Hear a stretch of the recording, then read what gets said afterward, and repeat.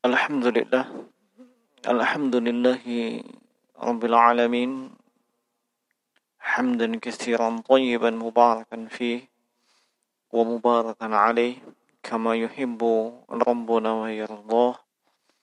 Asyhadu an la ilaha illallah wahdahu la syarika lah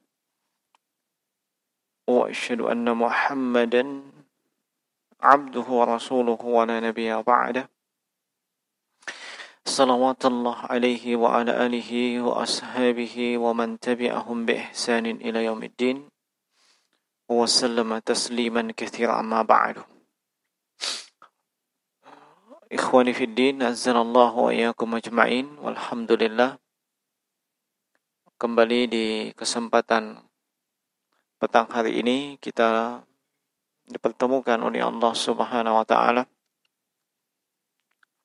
dalam sebuah majelis ilmu, dan tentunya dalam rangka tafaqquh fiddin, dalam rangka menuntut ilmu agama, mempelajari ilmu agama. Dan inilah jalan kebaikan yang dengannya Allah Subhanahu wa taala akan curahkan kebaikan kepada si hamba. Rasulullah sallallahu alaihi wasallam pernah bersabda, "May yuridillahu bihi khairan yufaqihu fiddin." Siapa saja yang Allah Subhanahu wa taala inginkan padanya kebaikan, maka dia akan difahamkan akan agama. Dia akan diberikan pemahaman akan ad-dinul Islam. Ini tanda seseorang akan diberikan kebaikan. Dan syaitan tahu hal tersebut. Makanya syaitan, langkah yang pertama yang dilakukannya adalah menghalang-halangi manusia untuk bisa menuntut ilmu. Sebagaimana yang pernah diungkapkan oleh Imam Ibnul Jauzi rahimahullahu ta'ala. Syaitan akan berusaha menghalangi manusia supaya tidak belajar, tidak menuntut ilmu, tidak menghadiri majelis ilmu. Sebab dia tahu dengan hal tersebut, manusia bisa menghadapi syaitan. Syaitan juga tahu bahwasanya dia tidak akan bisa menyesatkan manusia dan tidak akan mudah dia menggelincirkan orang yang berilmu. Makanya dihalang-halangi. Walaupun berusaha untuk dihalangi, tapi manusianya mendapatkan taufik dari Allah Subhanahu wa taala, ia akan hadir, dia akan belajar, dia akan berusaha menghadiri setiap majelis ilmu. Tapi syaitan tidak akan berhenti pula sampai di situ. Yang hadir di majelis ilmu juga akan dihalang-halangi dari mendapatkan ilmu. Makanya kadang ada yang hadir di majelis ilmu, sekedar datang, soal muka, yang penting datang dan seterusnya. Tidak ada faedah yang bisa didapatkan, tidak ada faedah yang bisa ditulis, tidak ada yang bisa dijadikan pedoman atau panduan. Nah, itu juga adalah tipu daya syaitan. Nah, sampai terkadang ada yang fisiknya, jasadnya ada di majelis ilmu, tapi pikirannya ada di kabupaten lain, pikirannya ada di wilayah lain, di negara lain, bahkan pikirannya ada di orang lain. Nah, entah karena statusnya dia atau yang lainnya. Nah, maka maksud adalah jemaah sekalian. Dan insyaallah taala kembali di malam Kamis ini kita akan melanjutkan pelajaran dengan tema akidah yang kita ambil dari kitab Masailu al-Jahiliyah, yang bermakna permasalahan-permasalahan jahiliyah. yang seorang muslimah hendaknya menghindarinya dengan sejauh-jauhnya. Dan kita akan masuk ke pembahasan yang poin ke-83 ya. Naam. Qala al-mu'allif rahimahullah. Berkata penulis, semoga Allah merahmati beliau, ini judul dari Syekh ya. Al-mas'alatu tsalisatu was-tsamanun. Pembahasan yang ke-83. Ittikhadul quburi a'yadan. Iya. Pembahasan yang ke-83 ini dari pembahasan tentang sifat dan karakter kaum jahiliyah adalah kaum jahiliyah menjadikan kuburan sebagai tempat perayaan. Menjadikan kuburan sebagai tempat perayaan atau merayakan sesuatu. Nah, a'yadan ya. A'yad itu jamak dari kata id ya. Jamak dari kata id, idun. Ma mana idun? Ya. Idun itu adalah ma yatakarraru wa ya'udu. Apa yang berulang dan itu akan kembali lagi. Ya. Apa yang berulang dan akan kembali. Ya. Seperti apa misalnya? Iya. Kita Idul Fitri. Ya. Dia berulang setiap tahun. Dan tahun berikutnya akan kembali. Akan kembali ada. Ya. Ini namanya Aid. Definisinya Aid, sesuatu yang berulang dan akan kembali. Nah, dan para ulama menyebutkan yang qasimu ila qismaini. Kalau diklasifikasi, dibagi yang namanya Aid atau perayaan terbagi menjadi dua. Ya. Ada yang disebut dengan Iduz Zamani. Ya. Id Zamani. Ya. Id Zamani. Apa itu Id Zamani? Yaitu Id yang terkait dengan waktu. Zaman. Ya. Nah, ada waktunya tertentu. Dan waktu tertentu tersebut ditetapkan dalam syariat. Ini kapan waktunya datang, tiba, kita Id lagi. Kapan waktunya tiba, akan kembali kita melakukan Id, merayakan atau dirayakan. Nah, ini disebut Id Zamani. Ini klasifikasinya seperti itu. Apa contohnya Id Zamani? Id Zamani seperti Idul Fitri. Sebab kapan satu Syawal? Waktunya kan satu Syawal. Ya, maka pasti kita akan merayakan lagi. Ya. Mau Anda di kondisi apapun, asal masuk satu Syawal pasti dirayakan dengan disesuaikan dengan kondisi masing-masing. Mau pandemi, mau epidemi, mau senang, mau susah, masuk satu Syawal, Idul Fitri. Terkait dengan waktu, yaitu satu Syawal. Contoh yang berikutnya adalah Idul Adha, tanggal 10 Zulhijjah. Iya, kapan masuk 10 Zulhijjah? Kita akan Id, merayakannya. Anda mau kurban, tidak kurban, ya. Anda mau sudah menikah atau masih jomblo, asal masuk 10 Zulhijjah, kita akan Id. Tidak ada hubungannya dengan itu. Sebab ini terkait dengan waktu. Ya. Nah. Iya. Dan Id dalam Islam berapa jumlahnya? 3. Berapa?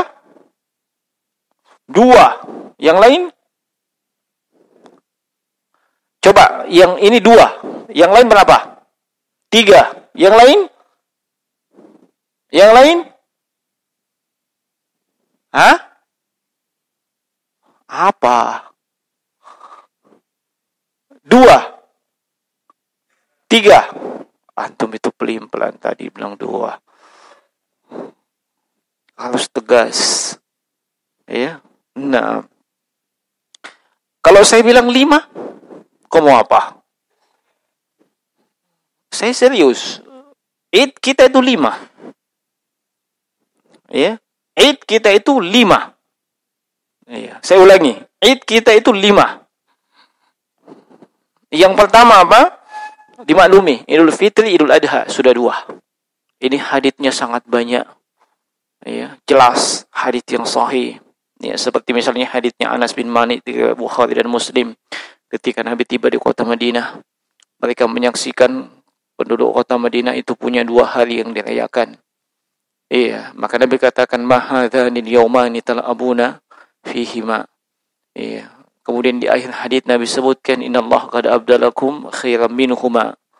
Ya, yaitu Idul Fitri wa Idul Adha. Allah sudah ganti kedua hari tersebut dengan 2 hari yaitu Idul Fitri dan Idul Adha. Dan ini kesepakatan kaum muslimin. Hari yang ketiga, hari apa? Hari Jumat. Ya. Hari Jumat ini cukup banyak ya hadits-hadits yang menyebutkan ya tentang hal tersebut. Di antara hadits tersebut ada yang derajatnya hasan, ada pula yang derajatnya dhaif. Ya. Tapi yang derajatnya hasan sudah nampak. Jelas bahwasanya itu hujjah. Ya. Di antaranya ya adalah sabda Nabi sallallahu alaihi wasallam, "Ma'asyiral muslimin, innallaha qad ja'ala lakum hadzal yawma 'aidan." Wahai segenap kaum muslimin, sungguh Allah telah menjadikan untuk kalian hari ini, hari Jumat, sebagai hari Id. Oh, kama qala Nabi sallallahu alaihi wasallam. Nah. Kemudian sudah berapa tadi? 3. Kemudian yang keempat adalah hari Arafah. Yang keempat adalah hari Arafah. Dan yang kelima adalah hari-hari tasyrik. Yang kelima adalah hari-hari tasyrik. Apa dasarnya?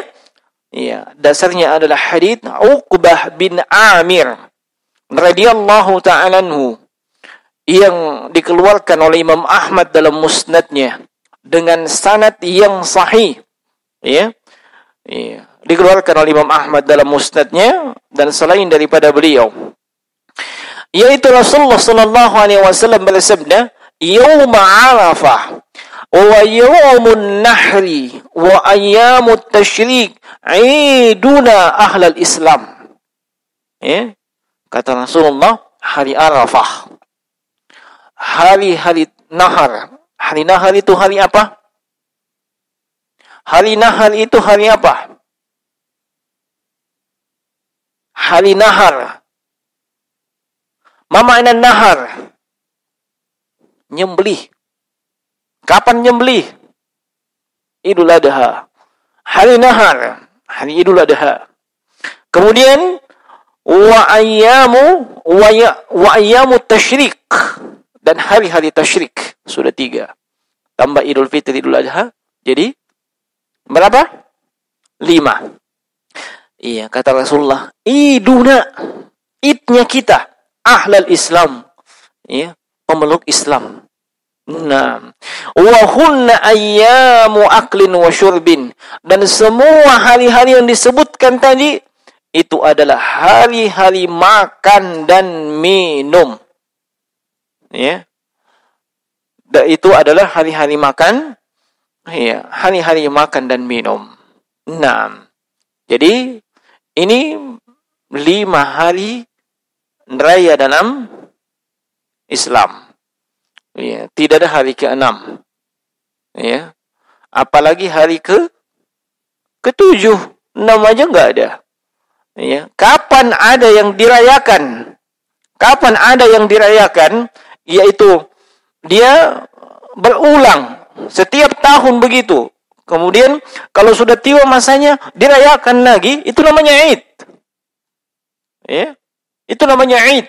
Kapan kita melakukan Id tanpa ada tuntunan, itu artinya kita mengada-ada dalam agama. Kita membuat-buat Id. Kita membuat kebidahan. yang tidak ada sama sekali landasannya dalam Islam. Apa contohnya? Ya, berulang dan itu setiap tahun. Merayakan ulang tahun. Apa itu ulang tahunmu? Atau ulang tahunnya Nabi? Ya. Entah itu dikemas dalam bentuk bahasa Inggris, bahasa Indonesia, bahasa Thai, ataupun bahasa Arab. Semuanya esensinya adalah ulang tahun. Ya? Nah, Yaumul Milad. Apa artinya Yaumul Milad? Barakallahu fiik. Barakallahu fi umrik. Barakallah. Ya. Yaumul Milad, hari kelahiran. Bila mama ke ulang tahun.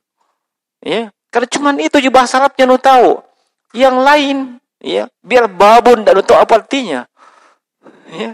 Tapi kalau ulang tahun nah hafal. Ya, Yaumul Milad. Barakallah. Masya Allah. Itu ulang tahun. Apakah itu ulang tahunnya Anda?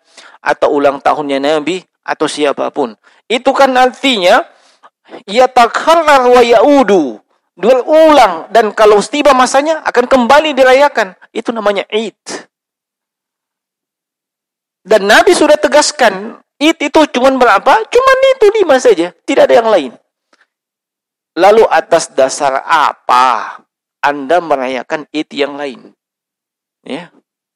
Atas dasar apa? Ya. Anda merayakan Id yang lain. Nabi enggak pernah ngomong kayak begitu. Jangankan menyuruh, memberi isyarat saja untuk Idnya beliau, maulidnya beliau, enggak. Yang ada isyarat bahwa itu tidak dirayakan. Maulidnya beliau, kelahiran beliau tidak dirayakan. Itu isyarat. Dari mana kita tahu isyaratnya? Sebab beliau katakan ketika ditanya tentang puasa Senin dan Kamis. Ya, beliau ditanya, kenapa puasa Senin? Iya, di antara jawaban beliau, Zaka yauma wulidtu. Itu hari kelahiran saya. Ya, hari kelahiran beliau lakukan dengan apa? Puasa. Sementara hari Id itu adalah hari makan dan minum. Tidak boleh kita puasa kalau hari Id. Paham ya? Haram hukumnya kita berpuasa pada hari Id. Ada yang mau puasa pada hari Idul Fitri, haram. Idul Adha, haram. 3 hari tasyrik, haram dia puasa. Nabi malah puasa pada hari kelahirannya. Itu sudah isyarat bahwa itu tidak dirayakan. Nah, taib. Ini, ya. Kemudian ada namanya Id yang kedua, ya, klasifikasi yang kedua. Id yang disebut dengan Id makani. Apa itu Id makani? Perayaan yang terkait dengan tempat. Ya. Tempatnya yang dirayakan. Ya.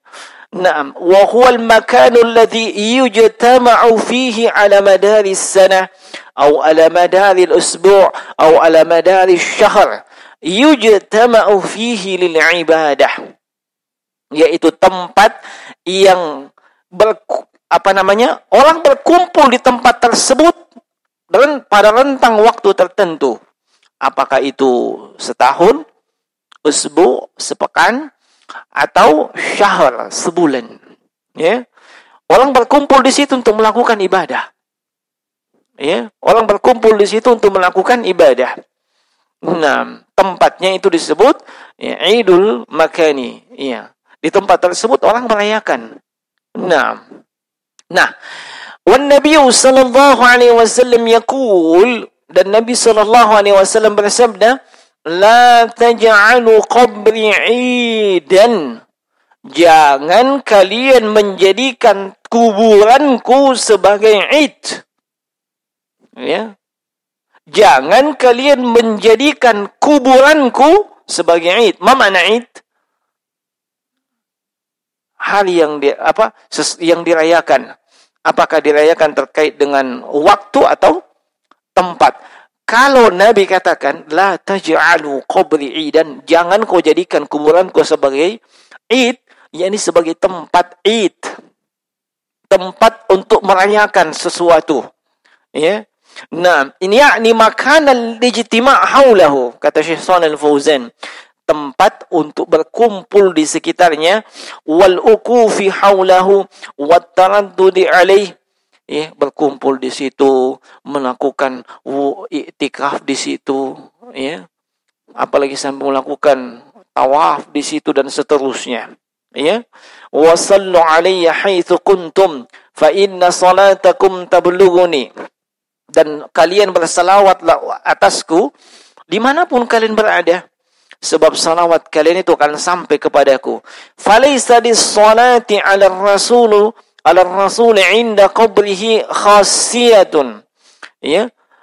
Bal shalla 'alaihi fi ayyi makanin fil masyriq aw fil maghrib. Ya. Tidak ada tempat khusus yang mana kita mengkhususkan tempat tersebut untuk bersalawat. Kenapa? Sebab Nabi katakan, bersalawatlah kalian atasku haitsuma kuntum, dimanapun kalian berada. Ya. Nah, kalau ada seseorang yang mengkhususkan nanti ketika berziarah kubur dia melakukan salawatan, ya. Nah, ini sudah melanggar sabda Nabi sallallahu alaihi wasallam. Ya. Ini sudah melanggar sabda Nabi sallallahu alaihi wasallam. Nanti dikhususkan ketika berziarah seperti itu. Ya. Nah, dan terkadang kaum muslimin, ya, ini terkait dengan membaca salawat. Membaca salawat itu ibadah atau muamalah? Ibadah atau muamalah? Hah? Ibadah. Apa kaidahnya ibadah? Al-aslu fil ibadati tahrim, ya. Asalnya ibadah itu asalnya ibadah terlarang, enggak boleh dilakukan sampai ada dalil yang menunjukkan itu disyariatkan. Itu asalnya ibadah. Nah, apa kaidahnya muamalah? Al-aslu fil muamalati al-ibahah. Asalnya muamalah itu boleh, mubah, sampai ada dalil yang menunjukkan itu terlarang. Ini dua hal yang berbeda, ibadah dengan muamalah. Sekarang saya tanya, antum memasukkan membaca salawat di bagian mana? Di bagian ibadah atau bagian muamalah?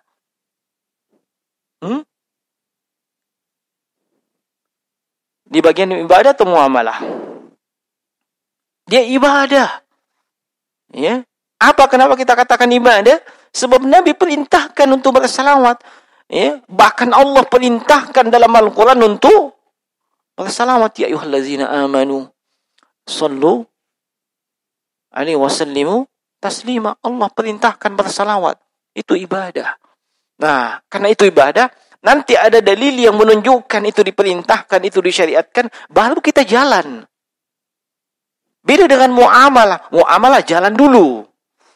Sebab asalnya muamalah boleh. Iya. Nanti kita lihat apakah dalam proses muamalah itu ada yang terlarang, baru kita berhenti. Jangan dibalik-balik. Ibadah dipakai kaidah muamalah, jalani saja dulu. Enggak boleh. Ya. Bambi dulu. Enggak boleh. Makanya muncul jawaban-jawaban nyeleneh dari orang-orang yang melakukan ibadah yang sebenarnya ibadah itu enggak ada dasarnya. Tapi ketika dikomplain, jawabannya nyeleneh. Ya. Contoh, apa jawaban nyeleneh yang biasa mendapatkan dalam masalah ibadah? Ya. Kenapa Anda mengkhususkan doa berjamaah? Iya. Palingan jawabannya apa? Kan tidak ada yang melarang. Ini doa ini ibadah atau muamalah? Ya. Itu jawaban nyeleneh sebab dia tidak pakai kaidah. Iya. Nah, kalau memang itu ada berdoa adalah muamalah, cocok kan tidak ada yang melarang. Iya. Tapi kalau itu ibadah, kita lihat dasarnya apa kita lakukan itu. Landasannya apa? Nah, bersalawat itu ibadah. Maka dasar penetapannya, tata caranya, kaifiyatnya itu diatur dalam syariat. Bukan diatur menurut gue. Ya. menurut hemat saya, atau sesuai dengan mood saya, atau sesuai dengan nenek moyang saya, tradisi saya. Enggak, menurut syariat. Ya, menurut syariat. Nah, jemaah sekalian rahimani wa rahimakumullah. Ya. Mereka kaum jahiliyah, ya, kaum jahiliyah itu menjadikan kuburan sebagai tempat perayaan. Kenapa demikian? Sebab mereka menjadikan kuburan-kuburan nabinya itu sebagai tempat untuk beribadah. La'anallahu al-yahuda wan nasara ittakhadhu qubur anbiya'ihim masajida. Ya. Nabi mengatakan Allah melaknat Yahudi dengan Nasrani sebab mereka menjadikan kuburan nabi-nabi mereka sebagai tempat beribadah. Ya. Kuburan itu bukan tempat beribadah. Ya. Kuburan itu bukan tempat untuk beribadah. Dan di antara bentuk perayaan adalah ibadah. Ya. Nah, di antara bentuk perayaan adalah ibadah. Kubur bukan tempat untuk beribadah. Nah, sudah berlalu pembahasannya tentang mereka, ya, yang menjadikan kuburan sebagai tempat ibadah, menjadikannya sebagai masjid, ya. Masjid tempat ibadah. Ya, kuburan itu bukan tempat untuk beribadah, tapi tempat untuk mengingat mati, untuk melembutkan hati, ya. Kalau hati Anda keras, ya, karena sudah teracuni dengan dunia, ya, di pikiran Anda mulai terbuka matanya, bagaimana meraih keduniaan sebanyak-banyaknya, sampai matanya tertutup untuk tidur, pokoknya dunia terus, jalan-jalan ke kuburan. Ya, lihat bagaimana ujungnya orang yang ada di kuburan itu. Dulu mungkin dia sama-sama dengan kita. Ya. Nah, kalau sudah seperti itu biasanya kita akan ada sedikit yang mengerem, ya, ambisi kita terhadap dunia yang berlebihan. Ya. Dan alhamdulillah di sini, ya, walaupun bukan fasilitas kita, di sebelah sana ada kuburan. Ya, sebelah sana ada 2 kuburan. Ya, antum tiap hari lewat-lewat, betul? Ya, yang di sini tiap hari lewat-lewat. Cuman saya khawatir mereka ini tidak hafal doa ziarah kubur. Karena tiap hari lewat-lewat. Ya? Hafal ya? Hafal. Nah, ini tiap hari lewat-lewat.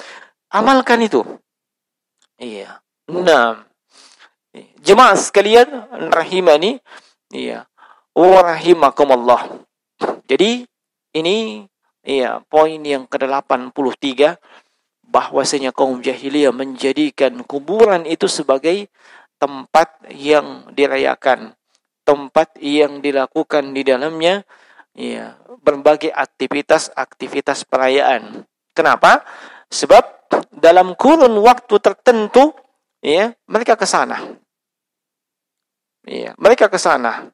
Nah, coba saja lihat sebahagian saudara kita kaum muslimin, ya, yang tidak memahami hal ini. Iya. Kadang waktu tertentu mereka ke kuburan tertentu. Iya. Saya sama sekali tidak melarang yang namanya ziarah kubur. Tapi ke kuburan tertentu terkait dengan momen tertentu, maka ini namanya ada apa? Iya. Nah, menjelang pilkada misalnya. Iya. Biasanya yang didatangi kuburan siapa? Nah, itu ada kuburannya Syekh Yusuf, Tuan Tasalamaka di Goa. Ada juga makamnya Datuk Libandang, Datuk Sulaiman, Datuk Patimang, ya, dan datuk-datuk yang lain. Iya. Kenapa dikhususkan kuburan tersebut? Kenapa? Kalau alasannya ziarah kubur, banyaknya dekat rumah kubur. Kalau mau ziarah kubur, iya kan? Kalau sekedar ingat mati, ingin melembutkan hati, iya, Nabi ketika menghancurkan hal tersebut tidak mengkhususkan kuburan tertentu. Iya, makanya ada apa-apanya ini. Ya, ketika seseorang itu mengkhususkan, dan ini berulang setiap misalnya menjelang Ramadan. Iya kan? Setiap menjelang Ramadan, asal 1 hari 2 hari itu, iya, rutin. Itu kan sudah id namanya. Iya, ke kuburan ini dan seterusnya. Iya. Ingat sekali lagi, saya tidak pernah melarang untuk ziarah kubur. Tidak, ziarah kubur itu sunnah. Tetapi menghususkan ziarah kubur di momen tertentu, itu butuh dalil. Ya. Nabi tidak menghususkan loh untuk ziarah kubur di momen tertentu dan kuburan tertentu. Enggak. Ya. Nah, makanya atas dasar apa kita mesti khususkan? Iya. Kapan saja kita boleh ziarah kubur? Lain ceritanya kalau memang waktunya cuma ada di situ. Ya, waktu saya untuk ziarah kubur itu cuma 2 hari sebelum Ramadan misalnya. Ya. Kenapa hari lain? Hari lain sibuk. Istri saya 4. Ya. Tidak ada waktuku. Ya. Nah, pokoknya tidak ada perinya. Menjelang Ramadan itu pergi 2 hari dikasih izin sama 4 istriku itu untuk makanya saya pakai ziarah kubur. Itulah ceritanya. Tapi kalau waktunya lowong, banyak kesempatan, dia khususkan waktu dan momen tertentu untuk melakukan ibadah, maka ini sekali lagi itu butuh dalil. Nah, baik, bisa paham ini ya? Iya. Paham? Iya. Adapun kita kaum muslimin tidak menjadikan kuburan sebagai tempat perayaan. Ya, kita menjadikan kuburan itu sebagai tempat untuk kita mengingat mati, mengingat akhirat, untuk melembutkan hati, ya, dan kemudian tempat untuk kita mendoakan mereka yang sudah wafat. Ya, nah, jadi ke kuburan itu kita berdoa, kita mendoakan mereka yang sudah wafat. Jangan dibalik kita yang minta. Ya Allah. Sudah tahun 2020. Ini kalau saya bicara tahun ketawa terus ya. Sudah tahun 2020. Entah apa yang terjadi dengan saya. Ya. Tolong dekatkan yang jauh. Rapatkan yang renggang. Jodoh saya, ekonomi saya, mantan saya dan seterusnya. Ini dia minta di kuburan. Dia minta di kuburan. Ya. Kalau ditegur, palingan jawabannya apa? Lah, saya minta kepada Allah, bukan kepada penghuni kubur. Cocok, Mi. Kenapa kau di kuburan minta?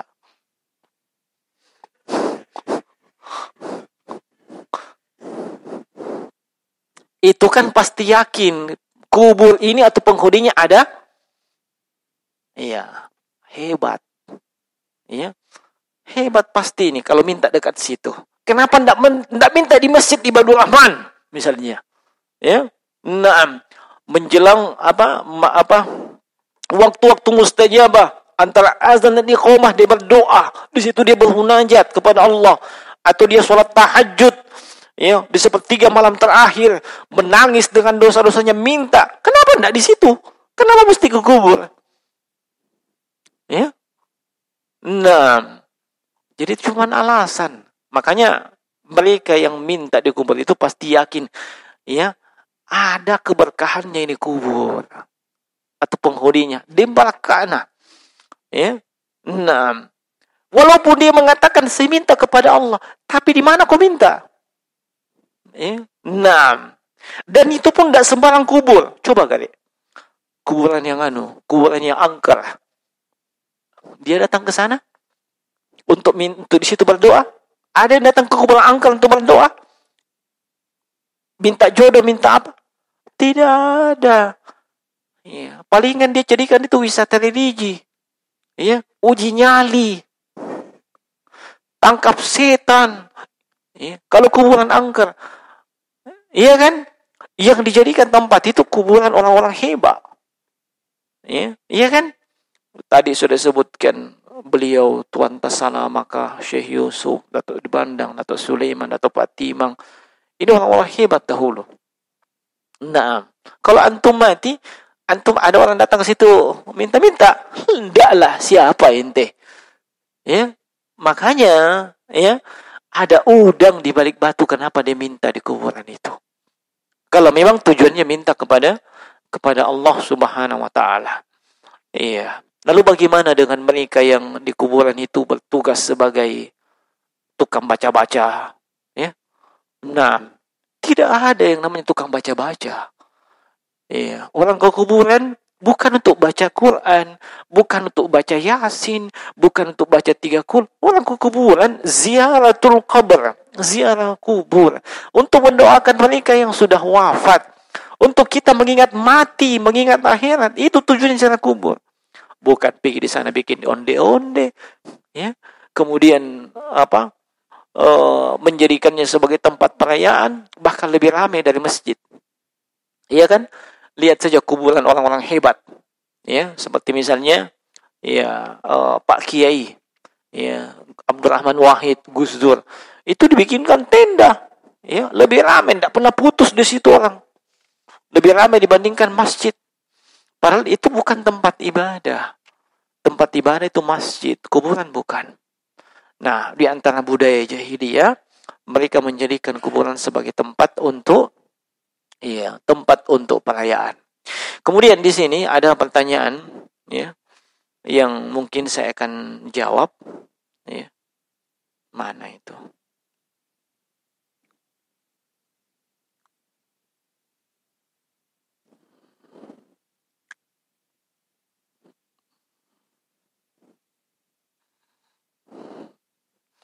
Iya.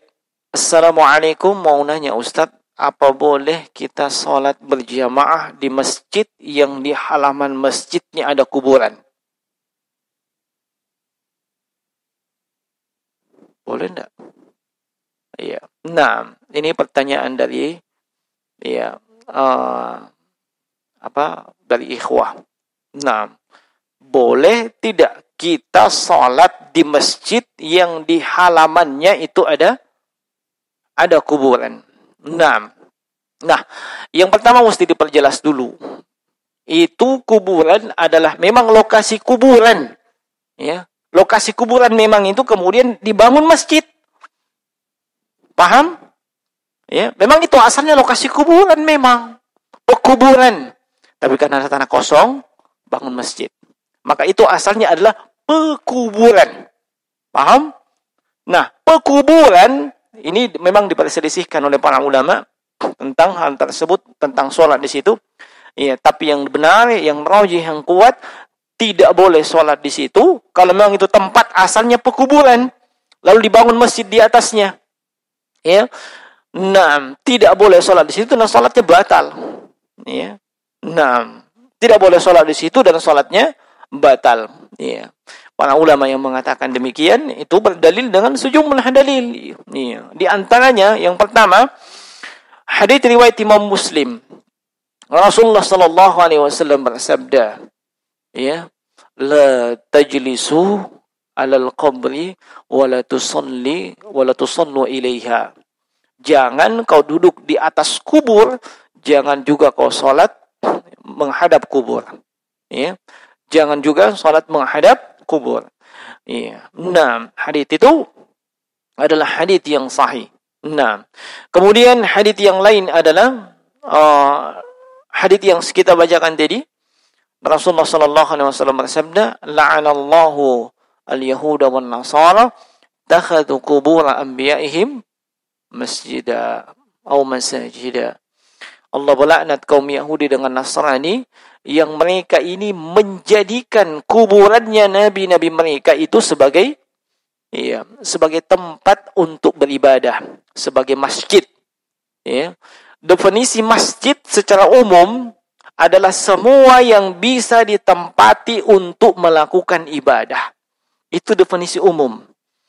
Kenapa kita katakan demikian? Sebab Nabi SAW bersabda, وَجُعِلَتْ لِي الْأَرْضُ كُلُّهَا masjidan wa tahura. Allah menjadikan untuk saya, ketika beliau menyebutkan keistimewaan beliau sebagai Nabi terakhir, maka beliau katakan di antara keistimewaan yang Allah berikan kepada beliau, dijadikan untuk beliau semua yang ada di bumi ini, seluruh tempat yang ada di bumi ini sebagai masjid, sebagai tempat yang bisa digunakan untuk beribadah, dan semua yang di atas bumi itu bisa dipakai untuk bersuci atau bertayamum. Ya. Nah, lalu kemudian di hadits yang lain itu diberikan pembatasan. Al-ardu kulluha masjidun illal maqbarah wal hammam. Semua permukaan bumi ini semuanya, permukaan bumi itu masjid. Apakah dipahami situ mesti dibangun masjid? Enggak. Semua permukaan bumi itu masjid, maksudnya tetap bisa melakukan ibadah di situ. Iya, kecuali kuburan dan kamar mandi, hammam. Iya, makanya kalau memang itu masjid, kuburan, kompleks kuburan, kalau dibangun atas masjid, jangan sholat di situ. Iya. Nah, berbeda halnya kalau itu adalah masjid, lalu ada kuburan dekatnya. Ya, ada kuburan di halamannya. Dilihat, kalau kuburan tersebut berada di depan, di kiblat, dan tidak ada pembatas, tidak ada pembatasnya, apakah itu pagar, atau jalanan, atau tembok masjid, tidak ada. Ya, maka haram sholat di situ. Sebab itu sama saja dia sholat menghadap langsung ke kuburan. Iya, bagaimana solusinya yang seperti itu? Buatkan pagar khusus, tembok khusus untuk kuburan tersebut. Kalau mau lebih aman, pindahkan kuburannya. Atau dilihat yang mana duluan, kuburan atau masjid. Kalau duluan masjidnya, pindahkan kuburannya. Kalau duluan kuburannya, pindahkan itu masjidnya. Kalau mau lebih aman. Ya. Nah, kemudian kalau kuburannya ada di samping, ya, di samping Di samping masjid, ya, selama dia masih terhalang oleh pembatas, maka itu tidak masalah. Ya, tidak masalah. Ya, walaupun lebih aman, lebih baik kalau kita mencari tempat yang lebih selamat. Nah, dan kalau misalnya sholat di situ, maka sholatnya sah. Ya, sholatnya sah. Dan ini fatwakan oleh sejumlah ulama. Termasuk yang fatwakannya adalah Syekh Muqbil bin Hadi Al-Wadi rahimahullahu ta'ala. Ya, dalam kitab beliau Ijabatus Sa'il, dan juga Syekh Muhammad bin Shalih Al-Utsaimin rahimahullahu ta'ala sebagaimana dalam Asy-Syarhul Mumti di jilid yang kedua. Ya. Nah, ini dibedakan ya. Dibedakan. Nah, antara yang ada di halaman, di belakang, dengan yang ada di kiblat. Ya. Kemudian kondisi yang berikutnya, kalau kuburan ada dalam masjid. Ada dalam masjid. Ya, maka tidak boleh sholat di situ. Ya. Nah, selain daripada hal tersebut terlarang, ya, di antara alasannya bahwasanya kita mesti sadduz dzari'ah, menutup celah peluang jalan yang bisa mengantarkan kepada kesyirikan. Ya. Menyembah kubur. Mungkin awalnya tidak menyembah kubur. Ya, siapa yang jamin generasi berikutnya tidak melakukannya? Sebagaimana awal kesyirikan yang terjadi pada zamannya Nabi Nuh. Ini secara ringkas ya jawabannya. Nah, mudah-mudahan bisa dipahami. Iya, dan yang benar hanya datang dari sisi Allah Subhanahu wa taala. Yang salah dari sisi kami. Subhanakallahumma bihamdika asyhadu an la ilaha illa anta astaghfiruka wa atubu ilaik. Assalamualaikum warahmatullahi wabarakatuh.